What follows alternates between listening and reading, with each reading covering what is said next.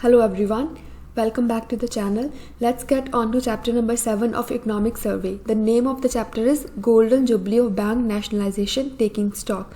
So basically chapter number 7 is all about the banking sector.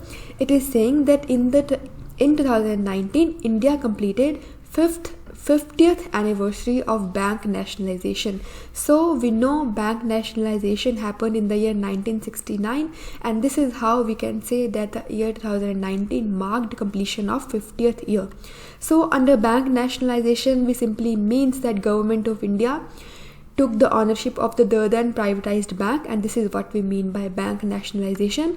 Since 1969, India has grown significantly to become the fifth largest economy in the world. So survey is stating that right now India stands at the fifth largest economy of the world. And this word is important because we had one question in the 2019 which categorically asked as if this is true or not. So 2019 question number 82, this reads, consider the following statements. Number 1, purchasing power parity exchange rates are calculated by the prices of the same basket of goods and services in different commodities, different countries. So this indeed is true because it is to compare simply the same set of goods. Their prices are to be compared in two nations. So one basket, let's say, of apple is to be compared. The prices, of course, are to be compared with the same very basket of the apple and their prices in the USA, and this is it. So this statement is true, number 1. Number 2 is, in terms of PPP dollars, India is the 6th largest economy in the world, which indeed is correct because as we have just read, India is the 5th largest economy. So these tiny details are important with the changing trend of the UPSC questions. So that's it. Further, survey is saying that India's banking sector is disproportionately underdeveloped. Fair enough.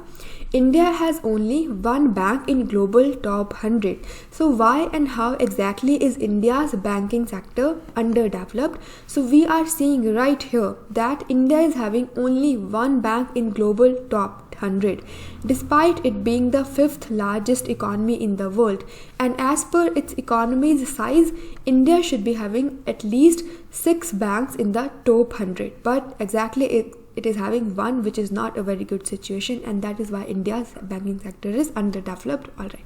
Further, public sector banks, they account for 70% of the market share in Indian banking, because when they were initially nationalized, they were having over 90% of the share, but with time their market share of course has gone down, and right now it stands at 70%, which is not a very small number. 70% also is quite huge, and this is the very reason that the responsibility of supporting the Indian economy and fostering its economic development is onto the public sector banks, because PSBs are having 70% of the market share in Indian banking.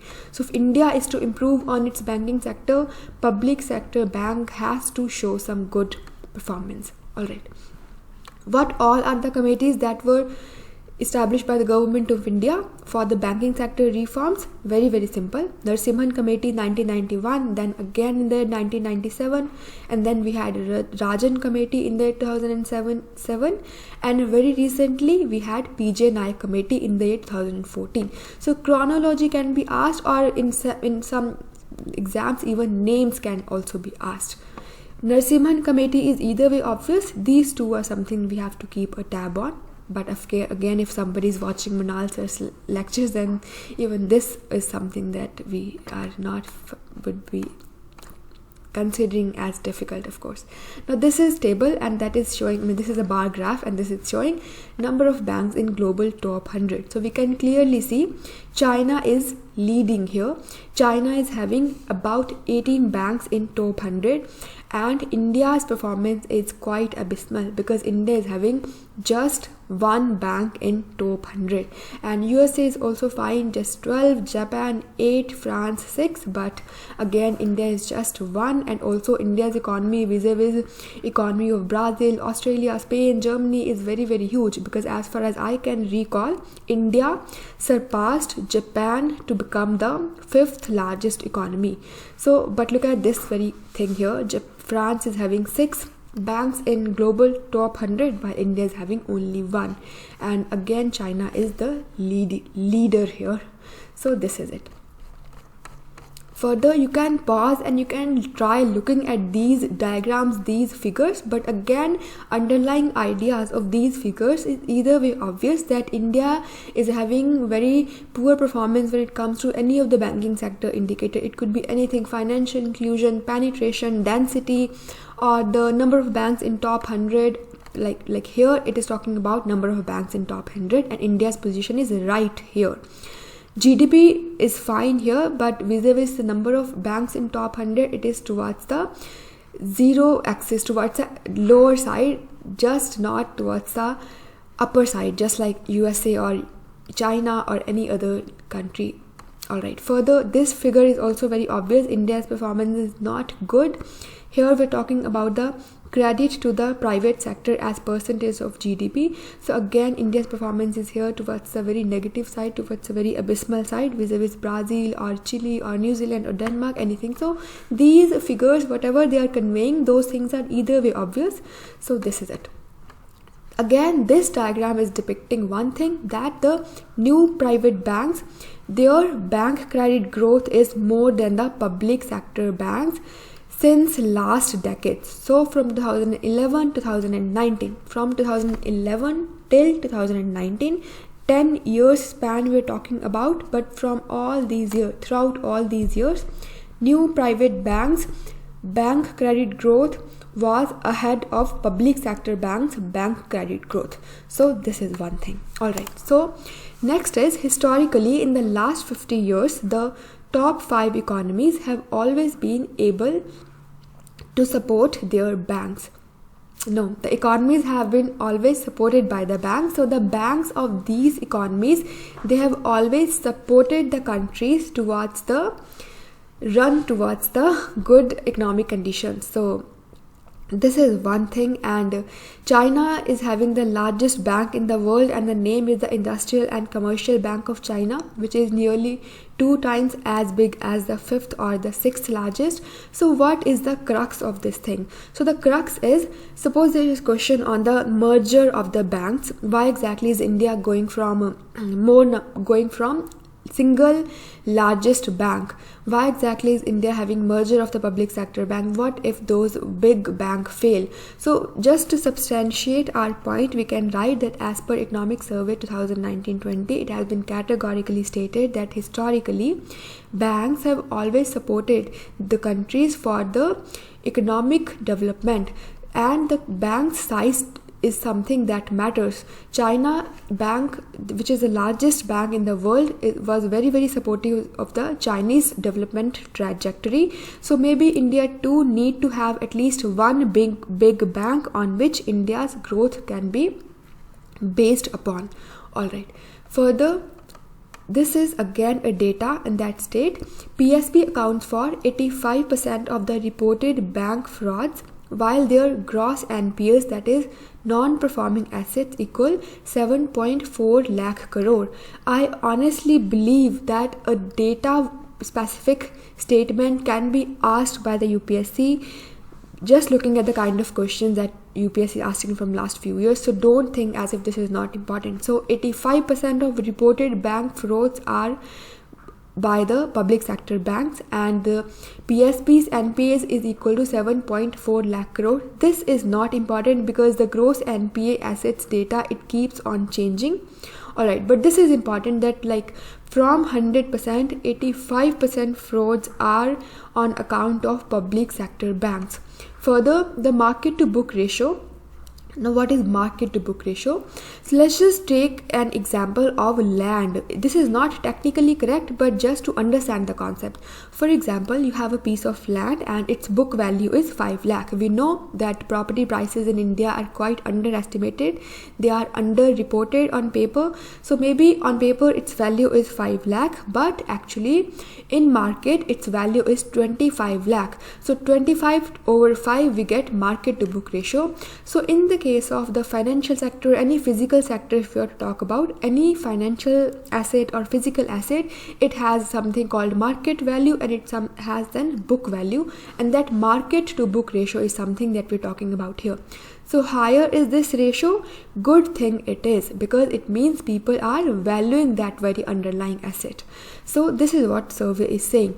The market to book ratio, which indicates the quality of banks' governance, is 0.8 for public sector banks, while it is close to 4 for new private banks. Alright, so we have seen the entry of new private banks. ICICI Bank is there, Axis Bank is there, a lot of other banks is there. Those banks we are calling as new private banks. Their market to book ratio is 4, but public sector's bank, which are right there in existence since 1969, and we are celebrating their golden jubilee, their market to book ratio is just 0.8, not even 1. This is very, very abysmal condition. Alright, further this thing is there, that comparison of the foregone return on taxpayer money investment in public sector banks with large subsidy heads. It's like, we know as a taxpayer, as people, general public, we deposit our money with the bank, right? And if banks are doing good, if banks are utilizing that very money on any productive purpose, then banks will be generating the revenue, and that revenue somehow would be transferred to us also in terms of higher rate of interest.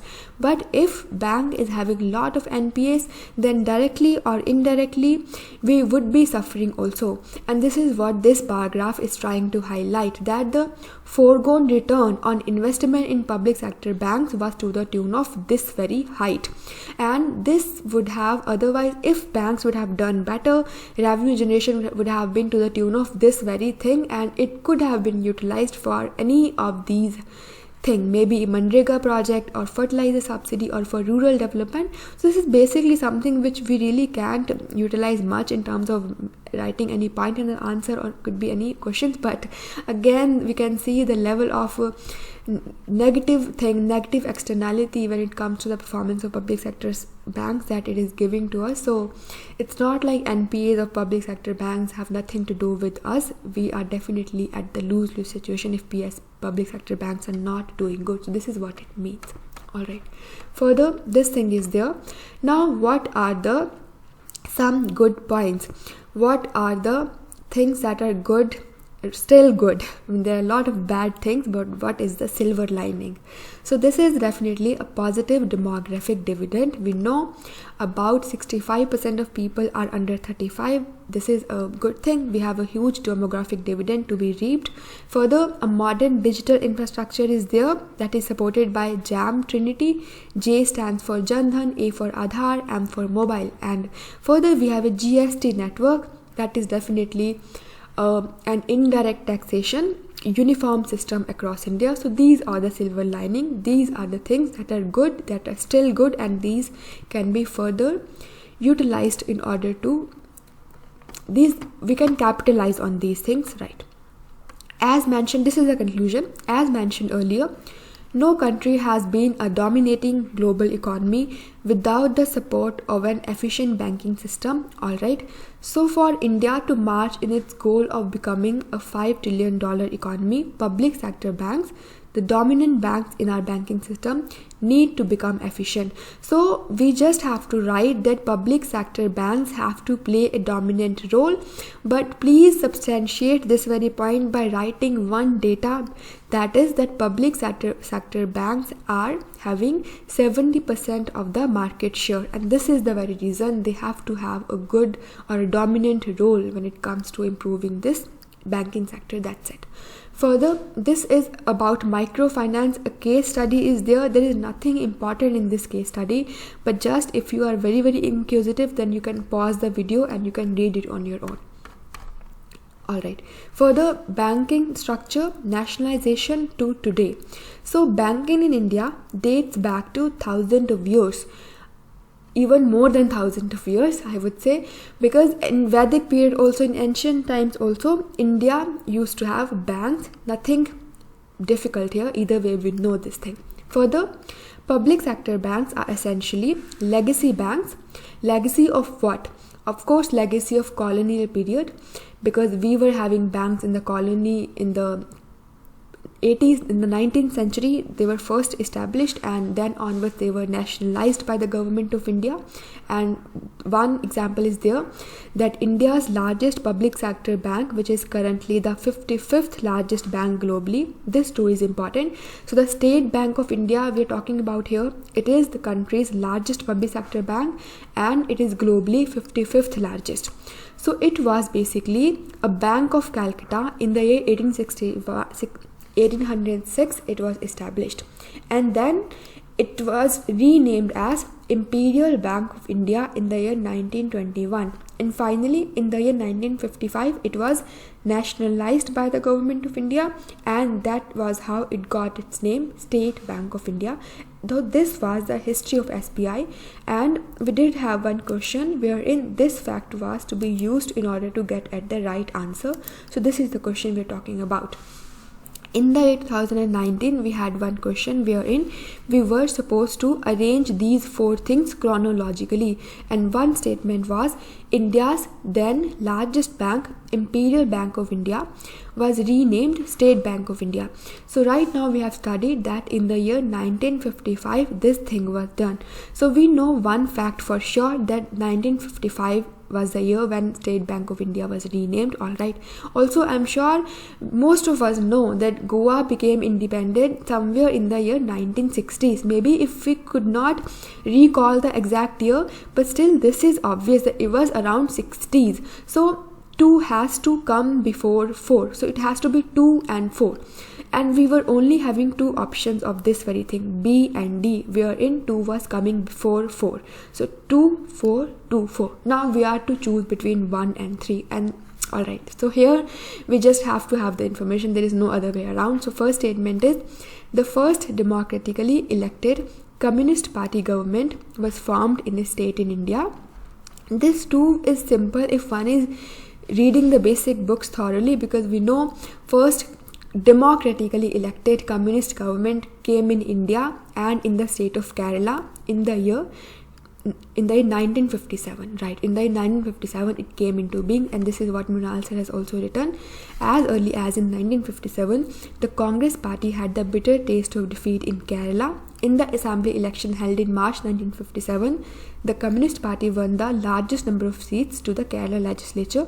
Alright, so this is it. So we know that statement number 1, it happened in 1957, and then 1 has to come after 2. So if 1 has to come after 2, either way we still haven't gotten the answer, because in both of the option 1 is coming after 3. So we just have to have information about number 3 as well. So Air India was nationalized and became the national carrier in which year? In the year 1952. So this is what Mrinal sir has written. In the year 1953, Air India nationalization took place. This is something we just have to know. We don't know the source. This is just from anywhere it could have been asked, because the Air India nationalization was in the news in the 2017-18. I mean, right now also it is in news, because government in India trying very, very hard to divest, to sell its stake from the Air India. So this is it. So we got the answer 3214. So point of conclusion here is that it is good to read things carefully. If anything you are reading, anything can be asked. So keep a focus on whatever you are reading. So right now we could understand only one point from this very thing, that bank nationalization happened in 1995. Alright, so 2 waves of nationalization. Then after we saw 2 waves of nationalization. Number 1 in 1969 and then in 1980. Alright, after 1980 nationalization, public sector banks had a 91% share in the national banking. So right now public sector banks share is 70%. So if a question comes that public sector banks shares had actually gone up, intuitively we might be tempted to think as if it would have gone really up, but this is not true. It has gone down. Alright, further, public sector bank, other public banks, old public banks, because in two waves of nationalization. Some of the banks were nationalized in the year 1969, some were nationalized in the year 1980, and some were not nationalized at all, and those we call as older public sector banks. And for the new private banks, so these three are currently subject to similar banking regulations on virtually all aspects of their functioning, including branching and priority sector lending. So all these three set of banks, they are subjected to same set of regulations, and still they are having different performances. They are quite different in terms of the return on asset, in terms of their profitability and everything. So why? Maybe one difference is there, and that is public sector banks, they are having less strategic autonomy. They are having, number one, government control is there in terms of recruitment, in terms of what all decisions they are going to be taking. Direct government control is definitely there, but there are indirect government control also, wherein politicians, they try to sort of influence the decisions of the public sector banks tacitly in a very indirect manner. So this is one thing. Also, there is implicit promise of the bailout. It means this is very obvious, because these are something that are owned by government. So either way, if anything goes wrong, government's gonna come right into helping these banks out. So they would be bailed out. They would not be allowed to go out of the business. They would not be allowed to dissolve per se. Government would be coming for their bailout, for their help, and this is one thing. Also, one more thing is there, that sometimes these banks feel as if they are too big to fail, but this applies to any big bank. It could be a public sector bank or a private sector bank. So this is it. But basically, public sector banks, because they are government owned, and this is the very reason they think as if anything goes wrong, government's gonna be come into helping them out, come into bail them out. This is it. Also, one more point is there, that these banks officers, they are under scrutiny of Central Vigilance Commission and Comptroller and Auditor General of India. So they are under wheel of vigilance of these investigation agencies. So they try to be very cautious when it comes to taking any sort of decision. So this is the very reason sometimes they don't end up taking any decision, just they are trying to be risk averse, and this is not a good situation, and survey is gonna tell us what to do in order to avoid this very situation, wherein the officers of the bank, they don't really go for any innovation or any risk taking thing. They try to avoid risk. So we'll see that right after this very paragraph. So right now survey is talking about what all are the benefits of nationalization. So survey is saying that after nationalization, the rural bank deposit mobilization increased significantly since 1969. Alright, so this is point number one. But basically, survey is also giving us a point of caution, which is that in the same very time, that is in the year 1967 to 1977, we also saw Green Revolution. Also in the mid-1980s, also mid-1970s as well, we had the multiple anti-poverty programs.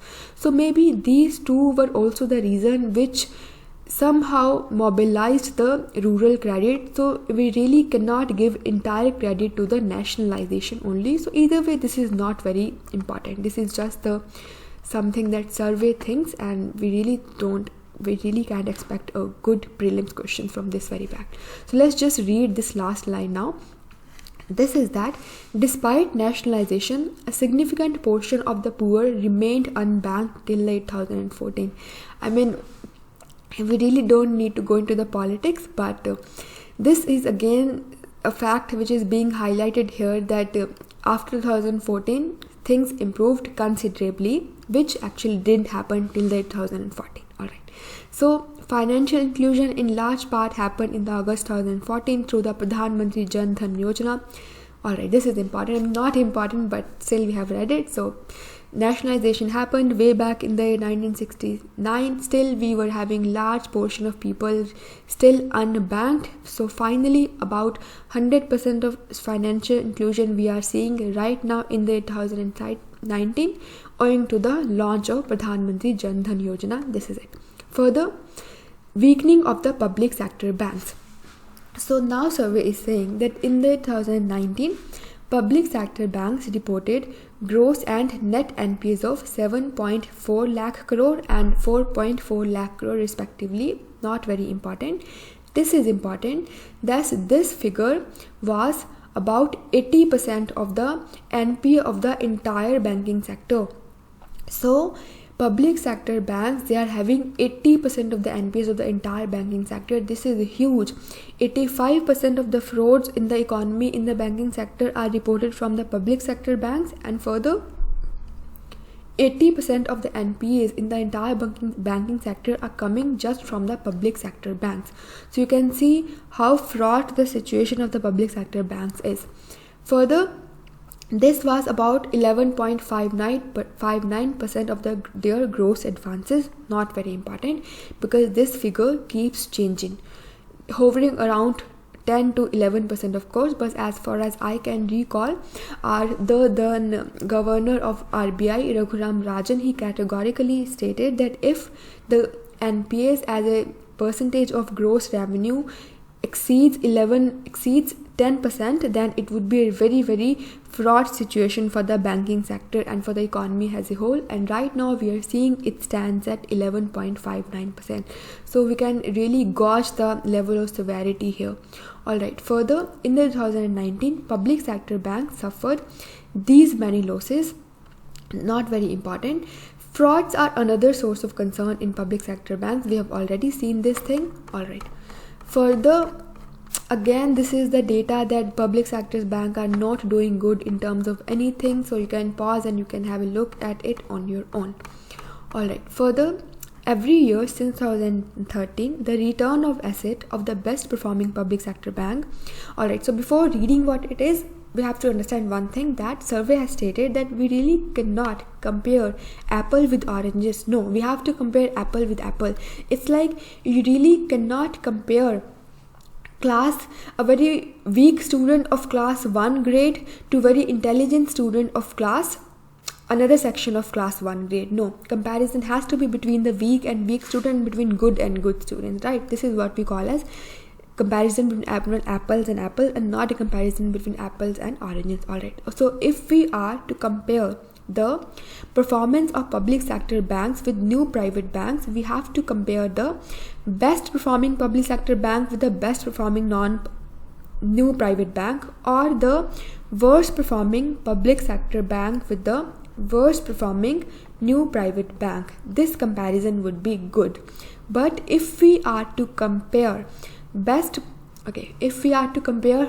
performing public sector bank with worst performing new private bank, then also situation is very, very fraught. So let's just read it now.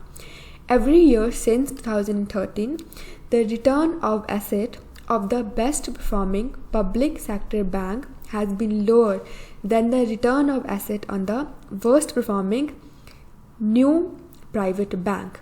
So even if we are to compare the best of the best public sector bank, still its performance is at a very, very dismal level in comparison to the worst performing NPB. So this is very, very not so obvious, in fact very strange, because best performing PSB is at very, very weaker side when it comes to the poor performing NPB. So I don't know how important still it is, but still I found it intriguing, because we really cannot really gauge that the public sector bank would be doing this bad, but they actually are. Alright, similarly, let's start pattern to observe for the return on equity as well. So return on equity also is something that has the same very performance. Alright, further, enhancing efficiency of the public sector banks and the way forward. So let's just think how much we are still to read. It's a long chapter, right? So a lot is still to be done. So, but we'll finish this chapter for sure, because we otherwise have a lot to do. Okay. So here, enhancing efficiency of the public sector bank, the way forward. So what is the silver lining? Silver linings are these. We have highly favorable demographic dividend, which is like 35% of the population is between 15 and 29 years of age. This is good. And also working age population in India is 62%. Working age population means people from 15 to 60 years of age. So this stands at 62%. This is of course a good thing because dependency ratio is low. Further, we have JAM, that is Jan Dhan Aadhaar Mobile, which again is a good thing. And finally, we have a good GST network, that is indirect taxation network. That too is a uniform thing. So this is a silver lining which we have already studied. Further, survey is highlighting this very thing. Let's just go through it now. So here survey is talking about the utilization of financial technology, and this is one of the key takeaway from this very chapter, that is utilization of financial technology.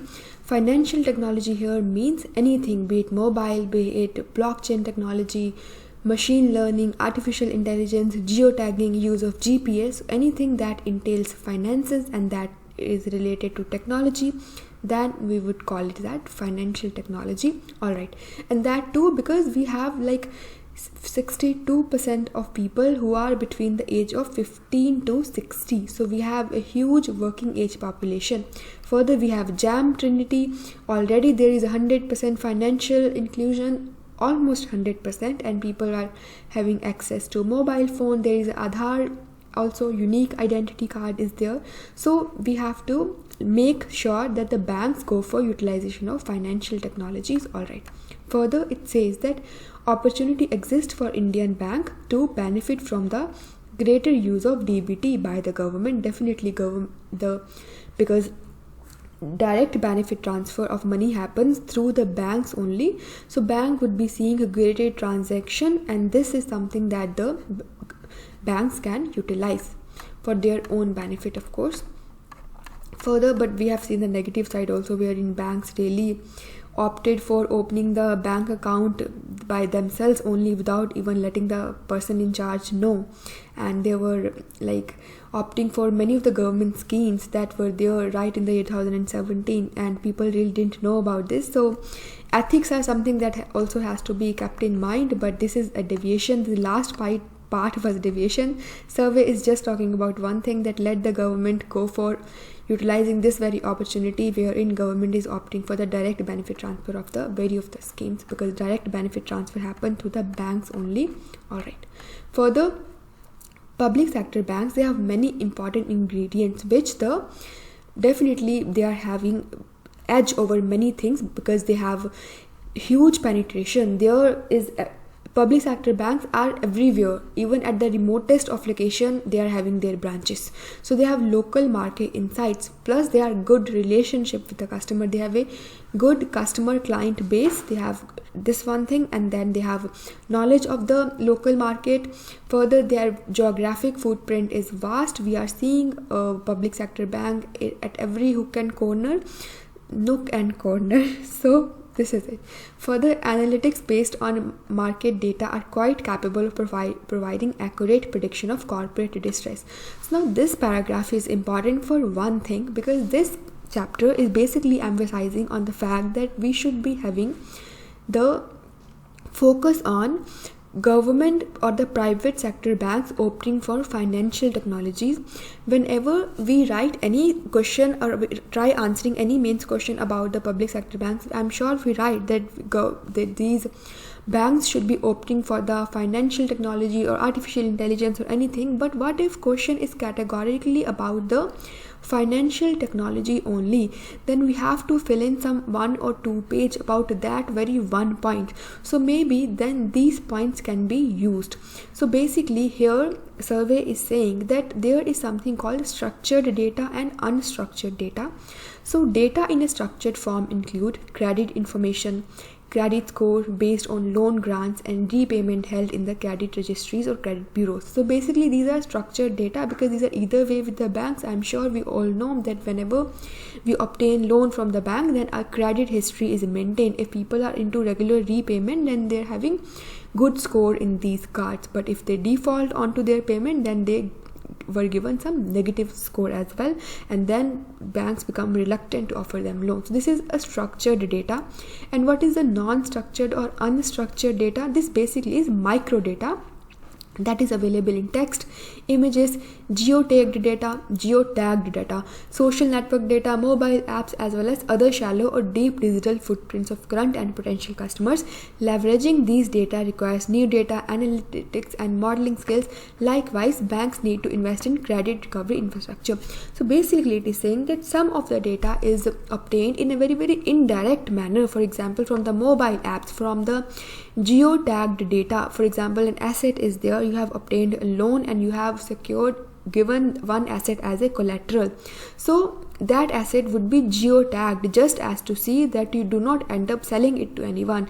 Its movement would be something that banks would be keeping a tab on. So geotagging is there. So all these are the unstructured data or micro data that too can be used in order to enhance the credit recovery by the banks. So this is something that we can write in the answer if question is definitely specifically about the financial technology. Apart from these, there are many other points that we'll be looking into right now.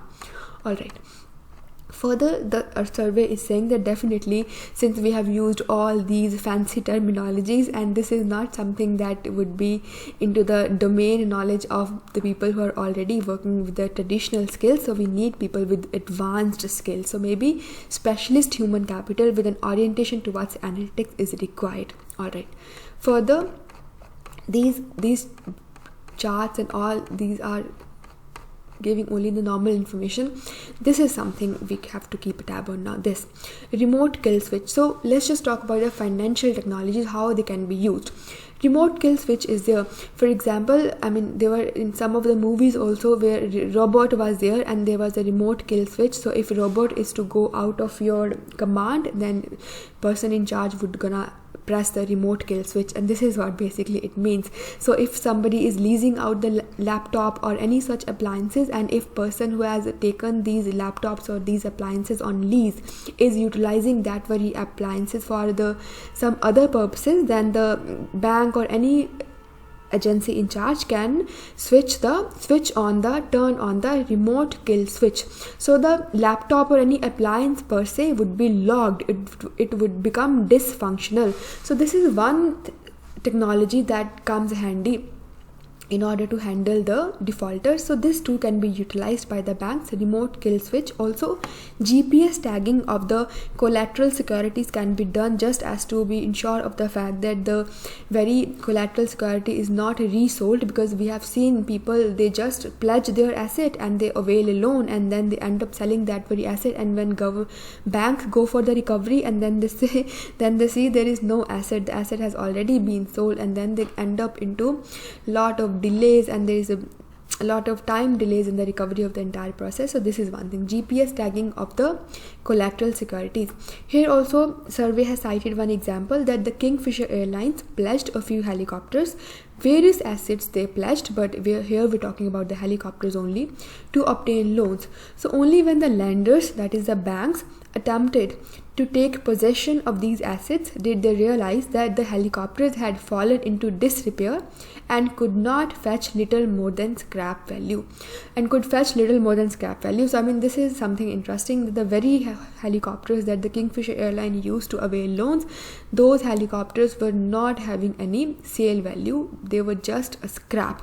So here we have to just make sure that we are geotagging, we are GPS wise tracking these assets, and we are geotagging these assets. All right. Further, survey is talking about integrated data on collateral, just as to make sure that one asset is not used to avail loans from multiple lenders. So to avoid the double pledging of collateral, we should be having integrated data on collateral. This is it.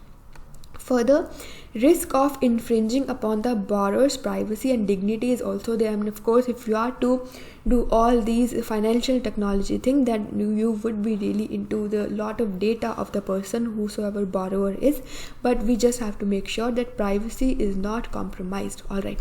So therefore, a strong and clear policy guidelines are needed on what data may be collected, how, by whom, and for how long. All right.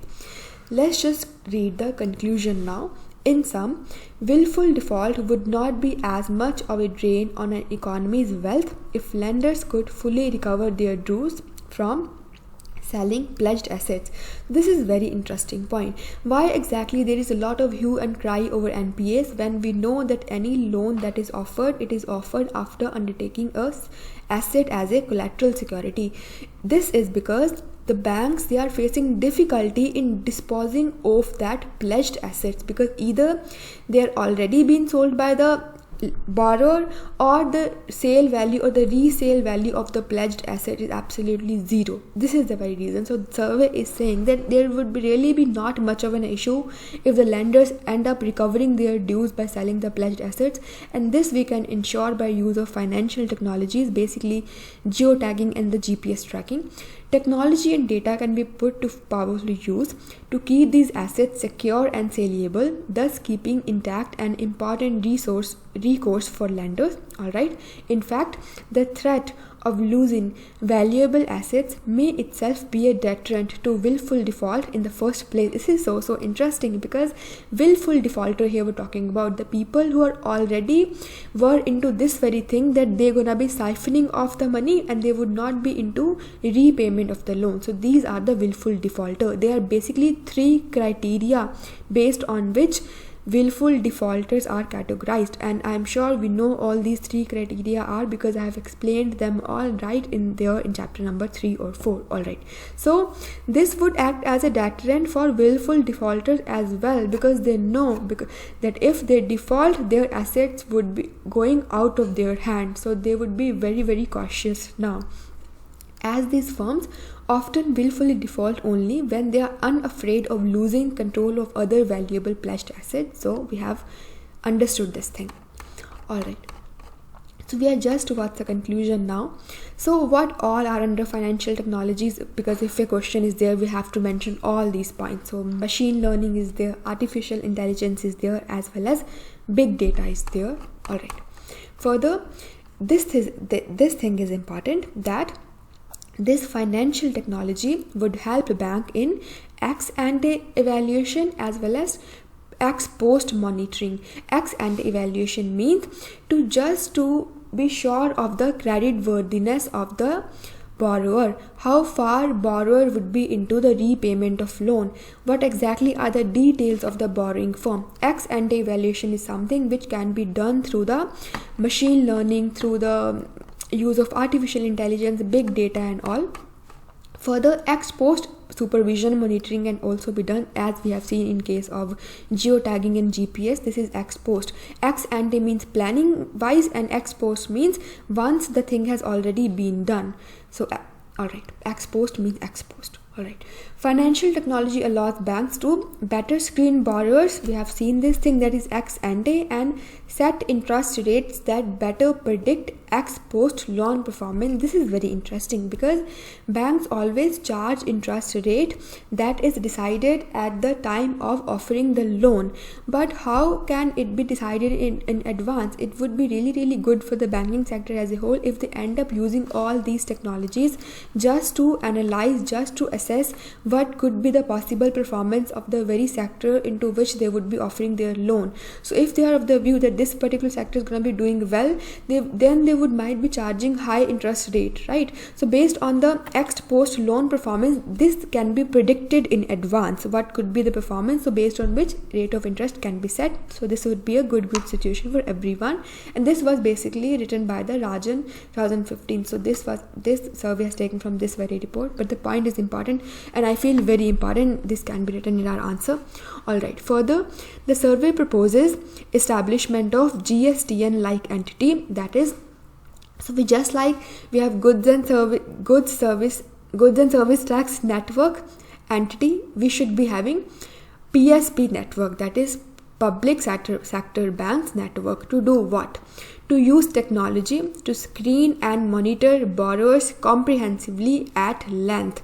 So maybe one public sector bank really can't do on this entire monitoring and keeping a track on the borrower and comprehensively assessing its net worth, credit worthiness. So that is the very reason survey is proposing this body. This is the second take from this very chapter. Number 1 is the utilization of financial technologies, and number 2 is the establishment of the PSB network. Alright, now survey has in a very fancy manner gone into details of what would be the ultimate structure of that very body, how it exactly going to screen everything, but we really don't need to go into the detail of this thing now, because this is a proposal that a survey has put forward. It is up to the government if it's gonna be opting for this thing or not, because in last survey also we had something called para, maybe agency, like something that's gonna take the loans of the public sector banks, but we know that it actually didn't come into existence because government didn't really go for having that very agency. So this is just the something that survey has suggested. This body name per se is important, which can be quoted in the answer, and we really don't need to go into the detail of the entire structure of the body. Alright, further it is saying that now this is important. So basically here we have to just understand the agency problem. So what exactly is the agency problem? This is it.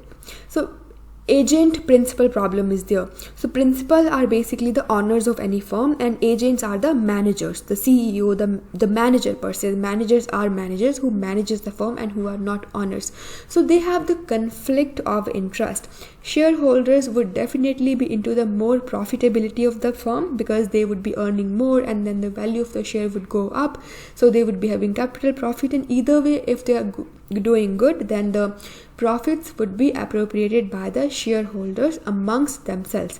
So they have the conflict of interest, because the managers, they are not into the profit of the firm because they would be either way getting the fixed salary, so they are more into the overall performance of the firm in terms of the how their employees are feeling. So basically there is a divergence, or there is a conflict of interest between the what the managers want and what the owners or the principal wants. Principals are the owners and the managers are the agents, and this is what we call principal agent problem or the agency problem, and this is something which is there in the economics.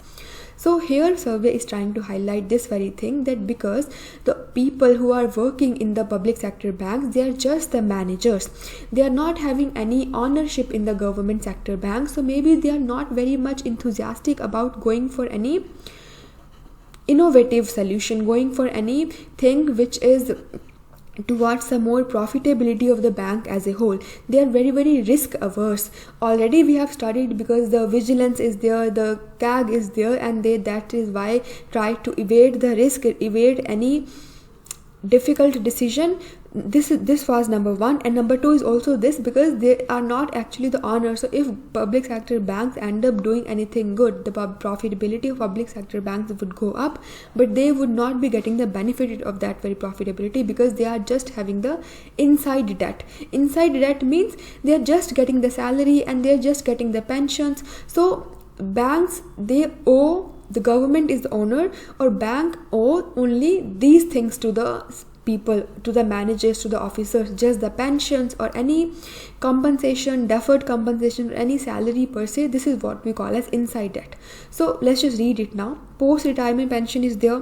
Further, inside debt is there, which induces conservatism and preferences for safety over risk taking, because they are not into appropriating or sharing the profitability of the bank. So they are very averse to the risk, and very conservative they are while going for any of the decision. So maybe we just have to make sure that the employees, they go for having a stakes in the public sector bank. This is the key takeaway. Number 1 financial technology, number 2 was this PNB network, and number 3 is this, that let the employees be having some sort of ownership into the public sector banks. Further, to become owners in the banks and thereby incentivize them to embrace risk-taking and innovation continuity. Definitely, this is so obvious. If you somehow become the owner, you get the ownership partially, you are having the stakes in the profitability, you would either way be getting the benefit of the high profitability, then you would go for risk-taking and innovation. So this will reduce the agency problem. Alright. Further, lateral entry of professional and recruitment of professionally trained talent lateral entry. This is something again which is important, that because especially if we're talking about the financial technology sector, so maybe we just have to allow the lateral entry professional in the banking sector also. That's it. Further, this is the last point, which is a concluding line, of course, that a generous ownership offer by the government to the public sector banks employees would help them provide the incentive structures to attract high quality banking professional and thereby improve their human capital acquisition targets. So if there is ownership, there is a possibility of getting the ownership of the public sector banks, and also there is this leverage of recruiting the professional at the later stage, also lateral end is also there. Then definitely we'll be seeing the improvement in the human capital of the banking sector as a whole. So you just have to go with this. So what is the crux of this entire chapter? Definitely only 2-3 things are important. Some were the very factual details which we have gone to, and the broad theme is just 2-3 points. Number 1, we have to go for the financial technologies, geotagging, GPS, and all these things are there. Then we have to go for the PSB network, just as to assess the credit worthiness of the borrowers and to have a comprehensive track on the borrowers. And then we have to go for reducing the agency problem by letting the employee go for some stakes in the ownership of the bank, and then we just have to go for the lateral entry in the banking sector as well. So this is it. We are done with the chapter number 7 of the economic survey. After this we'll be doing chapter number 8. Thank you so much for watching and goodbye. Also, there is just one line that while explaining chapter number 5, I mistakenly ended up saying while explaining the wild geese model that China entered first followed by other sector. No, it was Japan entered first followed by other sector. It was just slip of tongue on my part, so I'm so sorry. So please memorize, it was in the wild geese model, which is inverted V shape, basically talking about that was the share of the export of the network products. So basically it was the Japan which entered first and then followed by other Southeast Asian nations and the Asian nations. That's it. So we are done. Thank you so much for watching and goodbye.